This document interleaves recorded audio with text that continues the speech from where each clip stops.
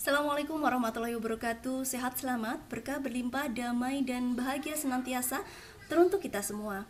Hai, halo sahabat semua, bersua lagi masih di channel Rumah Kita dalam ulasan 34 tema bakat dalam talent mapping bersama saya Woro Tri Utami, praktisi talent mapping. Sahabat semua, hari ini kita akan mengulas 3 bakat sekaligus, yaitu bakat komen, bakat self assurance, dan juga bakat aktivator. Ketiganya berada pada area influencing factor. Teman-teman bisa lihat ya di background virtual saya. Di sana terlihat bahwa komen, self assurance, dan aktivator berada di area influencing talents. Nah, langsung saja apa dan bagaimana bakat komen, self assurance, dan aktivator ini saya akan ulas. Saya akan awali dari bahasan bakat komen. Nah, bakat komen ini sahabat, core strength-nya adalah menegakkan kendali. Jadi, mereka yang memiliki bakat kuat komen, mereka adalah pribadi-pribadi yang keras, tegas, berani menghadapi satu konflik. Karena tegas, jelas, keras itu ya, jadi menciptakan atau mencari kejelasan menjadi sangat penting oleh mereka yang memiliki bakat komen kuat. Orang-orang dengan bakat komen kuat ini tidak suka menghindar. Dia tidak suka bersifat pasif. Jadi kalau misalnya ada tantangan, ada konflik, dia berani menghadapinya. Menghadapi orang, dia berani menghadapinya. Ada energi di saat dia harus menghadapi suatu konflik atau menghadapi orang lain. Nah, ini orang dengan bakat kuat komen. Oleh karena kondisi tersebut, maka memang orang dengan bakat kuat komen ini memiliki paling tidak 2 kebutuhan untuk bisa mengaktualisasikan bakat komennya. Yang pertama yaitu dia butuh kejelasan atas suatu kondisi tertentu, atau paling tidak dia butuh akses untuk bisa mencari kejelasan atas sesuatu, entah kondisi, entah informasi gitu ya. Yang kedua, mereka butuh keleluasaan untuk bisa memiliki kendali, karena orang-orang bakat komen ini senang kalau dia bisa memegang kendali. Jadi kebutuhannya paling tidak 2 ini bisa terpenuhi. Dia memiliki kebebasan untuk mencari kejelasan. Yang kedua, dia memiliki kebebasan untuk bisa memegang kendali. Nah, hal yang perlu diantisipasi oleh mereka yang komen adalah menjadi begitu keras, menjadi kaku, tanpa kemudian mengukur efeknya, efek terhadap orang lain atau efek terhadap lingkungan, efek terhadap masalah itu sendiri. Nah, jadi perlu juga difikirkan ulang, disaring ulang, kira-kira kalau aku bersikap sekeras ini efeknya akan bagaimana terhadap orang-orang di sekitarku atau terhadap masalah itu sendiri. Gitu ya. Saya langsung saja menuju kepada bakat yang kedua ya, yaitu bakat self assurance. Nah, core strength bakat self assurance adalah membangun keyakinan. Jadi orang-orang yang memiliki bakat kuat self assurance ini adalah orang-orang yang secara alami, pribadi-pribadi yang begitu yakin dengan pemikiran-pemikirannya, dengan prediksi-prediksi yang ada di pikirannya, dengan intuisi-intuisinya. Ya, karena dia influencing, maka dia memang bisa mempengaruhi orang lain dari kekuatan keyakinan atau pikirannya ini. Nah, apa yang dibutuhkan berarti? Yang dibutuhkan adalah kebebasan untuk dia bisa mengambil keputusan atas apa yang dia yakini. Antisipasi, apa yang perlu diantisipasi dari mereka yang self assurance? Tidak ada orang yang selalu benar, kan seperti itu. Nah, self assurance itu terkadang tidak berpikir bahwa ada kemungkinan celah untuk dia salah gitu. Dia bisa saja menjadi orang yang merasa selalu benar, merasa selalu tepat atas apa yang mereka yakini. Jadi terkadang lupa kalau tidak ada orang yang selalu benar, itu pasti akan ada celah dari setiap orang siapapun itu untuk bisa salah. Nah, jadi kesadaran untuk memahami betul-betul bahwa setiap orang bisa jadi salah itu perlu ada pada mereka yang memiliki bakat kuat self assurance. Yang ketiga yaitu bakat aktivator. Tadi sudah komen bakat self assurance, yang ketiga yaitu bakat aktivator. Core strength bakat aktivator ini adalah menciptakan momentum ya, aktivator. Jadi mereka pribadi-pribadi yang memiliki bakat kuat aktivator ini adalah pribadi-pribadi yang spontan, ya, yang ingin segera bertindak, ya, tidak perlu terlalu lama berpikir, segera saja eksekusi gitu ya. Jadi spontan, segera direalisasikan apa yang memang sudah dipilih, ya, tidak perlu terlalu banyak berasumsi, tidak perlu terlalu banyak berpikir, segera saja eksekusi. Demikian tarikan alamiah orang-orang yang memiliki bakat kuat aktivator. Kemudian apa yang dibutuhkan oleh mereka dengan bakat kuat ini agar bisa mengaktualisasikan bakatnya? Paling tidak ada dua. Yang pertama, mereka butuh untuk bisa bebas melakukan, mengeksekusi gitu ya, apa yang mereka sudah pilih gitu ya, segera dilakukan, bebas untuk segera bisa melakukan sesuatu. Yang kedua, perlu apa ya, mengurangi asumsi, perlu mengurangi diskusi-diskusi terkait asumsi, terkait mempertimbangkan, ya, itu perlu dikurangi. Jadi segera saja action. Kalau bicara dengan orang aktivator, maka orang aktivator ini jangan diajak untuk diskusi terkait asumsi, terkait data, ya. Jadi saat eksekusi, maka berarti itu adalah saatnya orang dengan bakat aktivator ini. Apa kemudian yang perlu diantisipasi? Yang perlu diantisipasi adalah bentuk spontanitasnya saja. Kadang mereka yang memiliki bakat kuat komen ini, bakat kuat aktivator ini itu terlalu senang, terlalu interest dengan spontanitasnya sehingga kurang mempertimbangkan terhadap konsekuensi efek dari tindakannya tersebut, ya. Jadi memang perlu sparring partner lain sehingga bisa saling mempengaruhi dan ketemu jalan terbaik yang mempertimbangkan konsekuensi dan yang aktivasi atau eksekusi.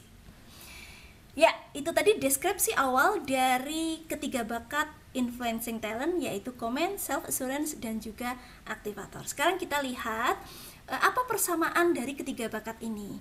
Paling tidak saya bisa sebutkan kesamaan dari bakat comment, self assurance, dan aktivator ini dua hal.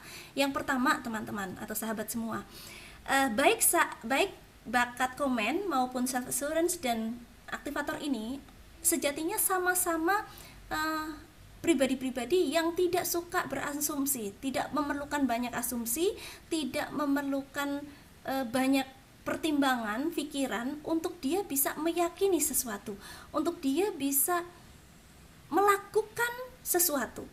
Jadi tidak perlu banyak asumsi, tidak perlu banyak berpikir. Oleh karena hal tersebut, maka tentu dia tidak memiliki data untuk dia bisa meyakini sesuatu, untuk dia bisa melakukan sesuatu. Yang kedua, orang-orang dengan bakat kuat comment, self assurance, dan juga aktivator ini adalah orang-orang yang memang merdeka, orang-orang yang teguh terhadap apa yang mereka yakini, terhadap apa yang mereka pilih untuk lakukan. Oke, jadi kesamaannya itu sebenarnya. Mereka mau melakukan sesuatu, mereka mau meyakini sesuatu, itu dia butuh kebebasan, dia butuh merdeka. Itu kalau sudah bisa melakukan, kalau sudah bisa meyakini, maka mereka termasuk orang-orang yang teguh atas apa yang diyakini dan atas apa yang dia lakukan. Gitu.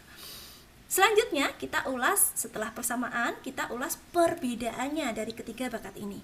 Yang pertama, saya akan coba angkat perbedaan comment dan juga self assurance.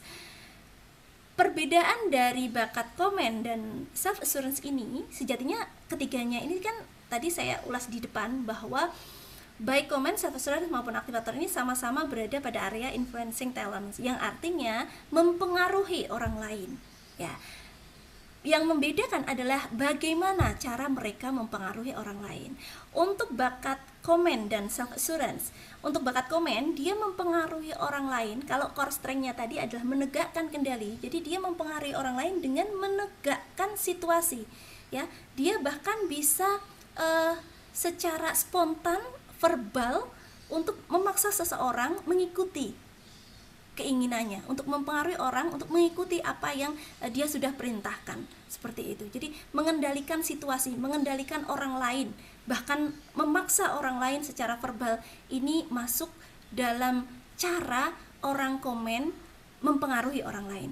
Sedangkan untuk mereka yang self assurance itu mempengaruhi orang lain itu tidak dengan cara memaksa, tetapi dengan keyakinannya, ya, dengan pemikirannya, dengan apa yang dia yakini. Karena dia begitu yakin dengan intuisinya sehingga hal tersebut bisa menginspirasi orang lain untuk mengikutinya, ya, tanpa dipaksa. Oke, jadi perbedaan komen dan self assurance dalam mempengaruhi orang lain adalah terkait caranya. Gitu. Yang kedua yaitu perbedaan antara self assurance dan juga aktivator. Ini pun sama terkait bagaimana cara mempengaruhi orang lain. Jadi orang lain terpengaruh pada mereka yang memiliki self assurance tinggi karena keyakinan atas pikirannya. Kalau orang lain terpengaruh terhadap mereka yang aktivatornya kuat, itu bukan karena keyakinannya, tetapi karena tindakannya. Karena apa yang mereka lakukan dan ternyata berdampak sehingga membuat orang lain terpengaruh, ya, atau kecepatan tindakannya sehingga membuat orang lain pun akhirnya ikut terpengaruh untuk segera melakukan. Nah, ini jadi bagaimana caranya self assurance itu mempengaruhi orang lain dan caranya orang aktivator mempengaruhi orang lain itu yang berbeda. Tindakan untuk aktivator dan kekuatan keyakinan untuk self assurance. Terakhir yang ketiga yaitu perbedaan komen dan aktivator. Komen tadi disampaikan di depan bahwa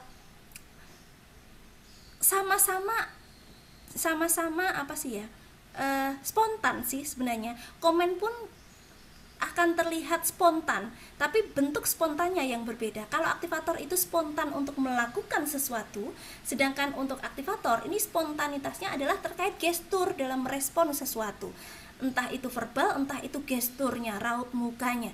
Itu langsung terlihat pada mereka yang memiliki komen kuat. Jadi sama-sama lugas, tetapi yang satu lugasnya terkait aktivasi atau tindakan, yang kedua yang komen itu terkait gestur atau penyampaian verbal dan raut muka. Nah, seperti itu. Gestur, verbal, dan raut muka, mimik wajah, dan seterusnya. Itu yang membedakan antara komen dan juga aktivator. Baik teman-teman, kita sudah bahas persamaan, kita sudah bahas perbedaan. Sekarang kita akan mengulas bagaimana kalau kita lemah di aktivator, bagaimana kalau kita lemah di self assurance, bagaimana kalau kita bakatnya lemah di bakat aktivator, apa yang perlu dilakukan, bagaimana solusinya. Kita mulai dari bakat aktivator. Kalau kita ternyata lemah di bakat aktivator, maka memang kita perlu kerjasama, kita perlu kolaborasi, kita perlu sinergi, kita perlu cari partner yang memiliki bakat kuat aktivator. Karena seperti yang saya tadi sudah sampaikan di depan, seberapa hebat suatu ide kalau tidak direalisasikan maka tidak akan ada artinya. Karenanya kita perlu bakat kuat aktivator dalam teamwork kita. Yang kedua, bagaimana kalau ternyata self assurance kita lemah? Ya. Kalau self assurance kita lemah, maka yang bisa kita lakukan adalah memperbanyak referensi bacaan, materi, ya. Sehingga pikiran, intuisi kita yang muncul memiliki dasar yang kuat, sehingga pikiran, ide, keyakinan yang ada dalam diri kita itu ditunjang oleh referensi yang mencukupi, yang up to date. Nah, itu yang perlu dilakukan kalau self assurance kita lemah. Jadi cari informasi, cari materi, cari referensi yang banyak, yang up to date, sehingga kita bisa memiliki keyakinan yang sesuai dengan kondisi yang ada. Yang ketiga, bagaimana kalau ternyata komen kita lemah? Komen kita lemah, maka kita perlu memperkuat kemampuan komunikasi kita. Kita perlu cari atau belajar komunikasi efektif, penyampaian informasi kepada orang lain, agar di saat kita menginginkan sesuatu, menghendaki sesuatu yang orang lain perlu lakukan, maka kita bisa menyampaikannya dengan baik dan bisa difahami dan dilakukan oleh orang yang bersangkutan. Nah, demikian teman-teman ulasan tentang 3 bakat di area influencing talents, yaitu komen, self assurance, dan juga aktivator. Baik, saya kira demikian ulasan ketiga bakat ini. Kita masih akan bersua pada ulasan bakat yang lain, karenanya jangan lupa teman-teman like, share, klik subscribe, dan juga tombol lonceng agar tidak tertinggal ulasan bakat-bakat yang lain. Saya akhiri untuk ulasan hari ini. Sehat selamat, berkah berlimpah, damai dan bahagia senantiasa teruntuk kita semua. Assalamualaikum warahmatullahi wabarakatuh. Ingat, fokus pada kekuatan, siasati keterbatasan. Sampai jumpa.